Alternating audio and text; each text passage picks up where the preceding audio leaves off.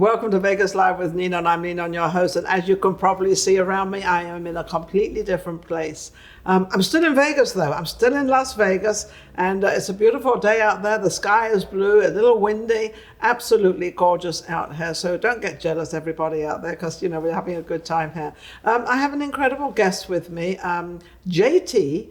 And the reason I'm calling him JT, because everybody calls him JT, is he's got a very, very unusual name. How are you, JT? I'm fine. How are you, Nina? I'm absolutely wonderful. I'm honored to have you on my show because he's got actually a lot of talents, of different talents I have seen. He dances, he sings, he's also a pastor. He also preaches. Are you a pastor? Is that what you call? Well, pastor or people minister? do call me pastor. It would be technically a minister, yes. A minister, yeah. Because I was thinking the other day, what's the difference between a pastor and a minister? Well, minister is credentials that you can get in order to serve. Oh. But pastorship typically would require some type of certification, A lot more studying, a lot more sort of... more of an ordained thing. Ordained, is that because you would be preaching more out there, more than you would as a minister? As a minister, it's more of a serving, like going to prisons and... Not actually going to prison, going to prisons to preach Although to people. There's plenty of ministers that have been to prison. Let me clarify that. We're not talking about televangelism here. Yeah, there you go. But no, the pastorship, typically what they want is somebody to be ordained. A pastor would be somebody who has a flock or organized, a church. A church he goes to and a place he goes Otherwise, to. they would be considered a reverend, which is kind of like a nomad preacher. Okay. And so he goes about a lot of the times in the country. If a town didn't have a church, they would call the man a reverend. Oh, and then he would come to the house or Right. come to the place or Right. whatever, Or or they to would the meet wedding or somewhere. something. Yes. Good lesson, right? Well, yeah, I took a look at that. People do call me Pastor JT just because I preach. Yes. Other people have called me a priest, things like that. But in God's eyes, He doesn't necessarily provide, a type of an ordination program. He just comes upon a man with His Holy Spirit. Yes. And- He doesn't particularly worry who you are or what you are. Correct. But if he can, I'm not going to say use you, but if he can put you into the priesthood Correct. arena, then he will choose you. Do you believe that God, well, I'm going to show you believe, I know you believe God, but do you believe God has, and really truly does, have a special place for certain people? Do you believe in that? Absolutely. The Bible talks about how many are called, but few are chosen. Which Yes. means that there are definitely people that He will pull out of a certain situation and put them into another situation. And frequently, it's sometimes the most foolish individual. And so... That would never think that would happen to him or that would happen to her, or Correct. They think, why have you put me here? Or, Correct. because you hear an awful lot of people say, what am I doing here? What am I doing? Well, don't ask Right. what you're doing there. Do where you are. Do what you're supposed to do there. Right. And then now, the reason I'm following up to this is because you have a ranch called Legends Ranch. Yes. And you've owned this for 7 years, no, 5 years, but Yes. you've been there for 7 years. Correct. And this has become kind of a religious place for you. Absolutely. Yes. See, I didn't know it was absolutely, and now I do. I didn't realize that it was actually absolutely. Well, we operate as a ministry. We've always operated as a ministry. And in 2016, we established a ministry called True Heritage Foundation. Okay. And what that does is it's a broad spectrum. We're Christian preservation, which just basically means any of the Americana Christianity that is what we continue to practice. And so we do a lot of Christian weddings. We do open the property to nonprofits, worthy causes, things like this. But I would say 99% of the time it's Christian weddings. It's Christian weddings, because I know I was there. You were having you had quite a few. You had who was the Greek guy you had there? Oh, that was a revival that we did. That was a revival. Yes, we actually hosted a revival. There was a lot of women I knew there. A lot of, Yes. they all wanted to sort of, try and collecting themselves as to they want to find out, where they're going and what they're doing and Yes. all this, which women always want to find out Now, where they're going, what they're doing. That Greek gentleman, his name, ironically, was Socrates. Socrates. Yes. Socrates. And that's his real name. That's his real name, yes. Yeah, he's And, a cool guy. Yes, quite a neat guy, really neat accent. And he's one of those that, God spoke to and said that he has to come. And he actually came to America as a missionary. We don't think that there's missionaries coming from other countries into No, America. we always think our missionaries going to other countries. Right. We think that everything here is just peachy keen, but it's not. And so these people are coming here because they're recognizing that Americans are falling away from that Christian preservation. And are they? Yes, quite. The divorce statistics of the church are identical to the world. So Really? when I say the world, I mean secular society, Yes. non-churched people. Yes. And so you can tell just by that statistic and others that there's no effect of what's being taught from the pulpit.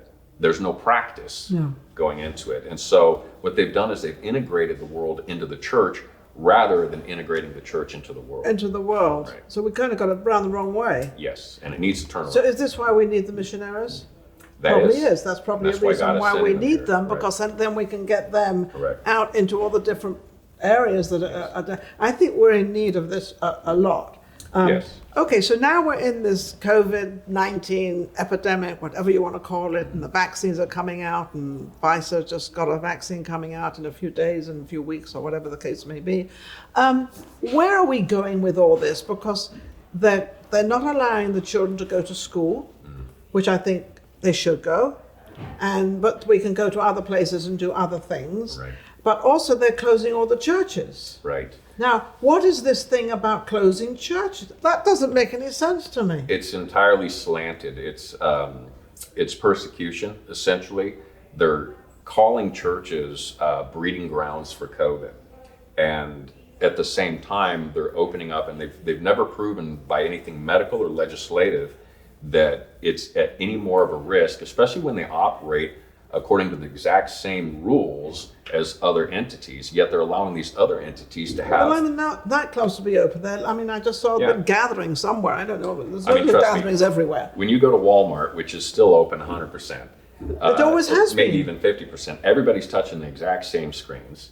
And you're not getting that in church, No. You're actually more of a cleaner environment. They're allowing people to sit, within family groups or 6 feet apart, etc. But it doesn't matter if a church is able to contain like 1,000 people. They're saying that you're limited to 50 people. If it's a small church and you can only hold 50, Then 25. then you're there. But if you can hold Whatever. thousands, Yes. they're still saying 50. So Which are is we against the law. trying to do away with the church? Or are we trying to do away with religion? You can't do away with religion because religion is there. No, but you can change religion. You see, that's You see, that's there's always how the devil there's always gets a in. little hook. The devil is in the details. So you can't force people to do something, but you can change a belief. A belief Yes. is stronger than anything. Yes. And so that's why you have these radical Muslims and these radical right-wing people, And there's a etc. reason why they call them radical. Correct. Because they are radical. They're- If you know the terminology of the word radical, that's what it is. Yes, it's a far edge kind of thing, you Yes, know. yes. But they that type of belief system, if it becomes more integrated with the middle area where most people are balanced, Yeah. and they say, look, I understand your point of view and I understand your point of view, but if Let's it come to a starts- balance. Let's come right, to an if even it starts keel. coming in there and that becomes the quote new normal, Yes. then all of a sudden all society starts to lean one way. Yeah, one way. And people are bit of followers, aren't they? People Yes. do not like change, but they do like to follow. Yes. There's very few leaders, and so the leaders are sort of rather quite important, but as long as they're leading in the right way. Correct. So back to Legends Ranch, which you also have there's also a foundation. Yes. How's it going with the foundation now? Well, the ministry is operated under the True Heritage Foundation, and the actual name of the horse ranch is Legends Ranch. Legends So Ranch. that's our DBA. Okay. So they're actually one and the same. Okay. We don't board horses anymore because it conflicts with the events. However, I wanted to say that if anybody's going through a struggle with A lot of people are. with the law as far as limiting church capacity or saying, well, you can't do this or that. Yeah. If you are a religious entity such as our foundation, Yes. then they cannot limit you any more than the least restrictive limitations they put on anyone else. Okay. It No, they cannot can't be, do that. It cannot be worse than that. They can contact the Alliance Defending Freedom, the ADF, which they defended Jack Phillips. This is all good to know. Yes, they defended Jack Phillips in the Supreme Court. He didn't want to bake a cake, use his creative ability for a gay wedding. And so... I remember that story. He yes. won, though, didn't he? Yes, he did. That was a major case. Yeah, he won that case. And it set a precedent for artists, because what they were trying to do was force an artist to use his creative ability to do something against his own beliefs. And as an artist, they just can't do that. No. You can't make And he art. is an artist because he quite. creates. Very good artist, yes. yes. Very, very good. And so that applies toward anyone that is in the creative field. So that was a big... That's a big thing to know, because we don't realize that in the creative field it could be a little different, but it's still your job. It's still the thing you do. It's still yours. It's still, so you can and certain protect types that. of photography, certain types of filming are included, people who are into the creative mode of it. Yes. So, but the Alliance Defending Freedom has defended a lot. They have become inundated since all this COVID Sure business. they have. We were going to create, because I became the first Nevada, what do they call me, ambassador to the Alliance Defending Freedom. Oh, really? And so I was going to throw a big to-do to, have an awareness party and get more ambassadors, more ministry partners, more church partners. But the COVID came down, and I never heard back from them. I finally called back and I said, hey, I was going to throw this party. You said great, and I was going to get a national speaker. And then all of a sudden, they said that they have thousands of new cases now. Thousands. Wow. Yes, just because of the government overreach against ministries and churches because of COVID. Simple as that. See, it all catches up with you. If you don't do the right thing in the right way, there's a little guy up there somewhere. He's just one little guy, and he seems to sort things out, and you can't do this and you can't do that. Well, you can do this and you can do that. Right. And you can be protected. But you just got to know the right place to go to find out. Because most people really don't know. Unfortunately, most people, I'm not going to say they bury their heads in the sand, but there's no reason for them to know. Right. So the reason they don't know is because there's no reason. But when there comes with all this COVID thing, there's so much going on with it of different. This is not just to America. I think we all think it's just America. Right. It is not. It's the whole world. This is something happened to the world. Correct. Either we've got too big, we have too many colors, or we have too many languages, or we have too many currencies, and I think they want to mix us all up and be one. Correct. That's what we're actually one fighting. One currency? Yes. Yeah, we're going into one currency. Europe did that with the euro. Yes. Europe did that with the euro. Germany wanted to control Europe. And Germany wanted to come like America with all the states. So Germany could rule Europe. And it didn't really work. It's still there, but it didn't work. I think, what was it? It was Greece went into bankruptcy. Yes. And then all of a sudden, and then they had to bail them out. Yes. Because they wanted to keep them in the Union. See, the key that keeps America, or that keeps the globalists from creating the one world government is America. Yes. And if the United States falls, then what happens is anytime a country goes under, they have to lean on other countries and be assimilated. Yes. And so once everybody's integrated, then you end up with different people in control, smaller amounts of control. But you have these people, if you could imagine, like when Babylon took over, and captured all of Israel. Yes. Well, they allowed the king to still be the king over his nation, but he was underneath their blanket policy. That's right. Yes. Right. Same thing with Rome. And so this is the same thing that they're trying to do. So. Yes, they're trying to put us all under one blanket. Right. But the issue is these aren't armies by day. These are politicians by night. And I don't know how many politicians you can trust. The enemy is in our own government, because they're the ones that are helping these other people to do just that. Yeah. And the first thing they have to do is destroy the economy. They're going to probably soon offer people food for their guns, and they're going to hand them right over. So it's coming to that point. Do you think American people, with the tenacity they have, I'm not American, obviously, I'm English, but the tenacity they have, and they're very definite what they want, do you really think they would hand over their guns? Not most of them. No, I don't think so either. No. I just don't see Americans doing that. I just don't. They're very... They may, but they will be bullets first. Going off, Yes. not handing bullets over. Yes. Actually, in the gun. They say you can have my gun bullets first. Yes. Yes. Yeah. Yep. So it's so wrapping this COVID-19 up, the outcome. Well, it's going to be revolution one way or the other. Hopefully, the people who are seeking revolution now will not be the revolutionists, but the people who are the silent majority, which the 80% that voted for Trump, which we hear those are the statistics, the real statistics, Yes. are actually going to be the revolutionists because they're going to be fed up. Yes. They're going to be fed up with the 20% who's trying to push their socialist agenda and all of their leaders that are destroying a lot of things around here and shoving us into a little compartment.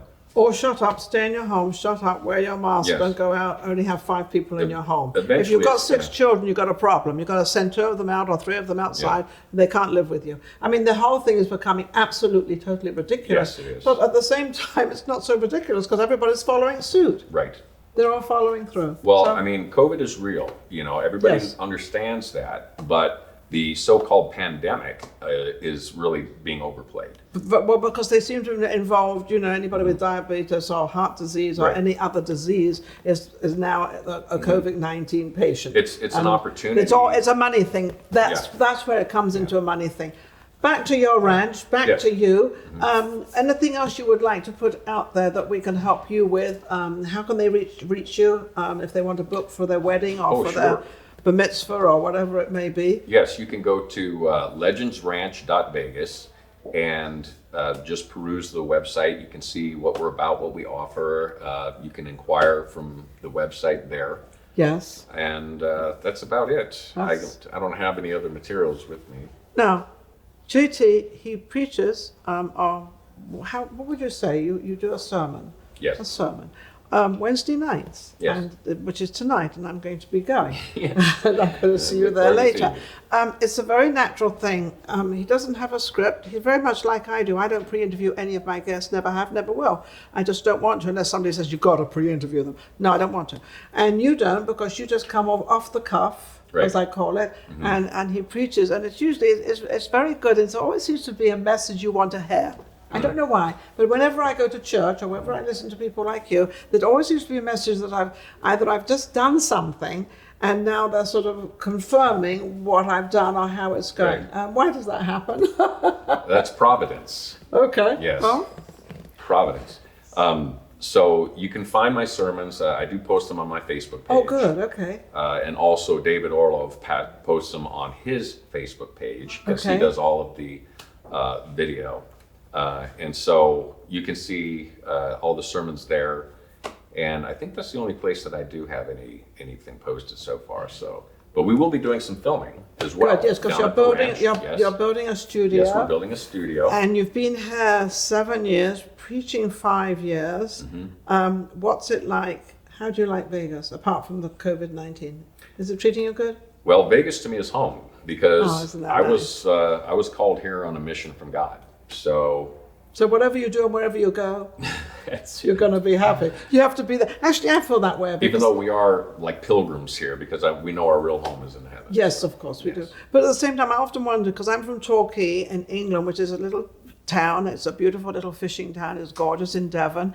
And I've ended up in Vegas. And if you know this town and you know Vegas, it's like, what is she doing in Vegas? But I'm here for a purpose, and I'm helping people like you, a lot of people in the music industry, a lot of people out there of whatever they've got going. So anyway, thank you so much for watching Vegas Live with Ninon. Absolutely amazing. Our new place we'll be here for a couple of weeks probably until they decide what they're going to do with the shutdowns, the shut-offs, the shut everything. We'll be right back with our next guest. Thank you for watching. If you enjoyed the last show we just did and all the other shows, don't forget to subscribe Vegas Live with Ninon on YouTube. We've got plenty more coming up and our guests are amazing.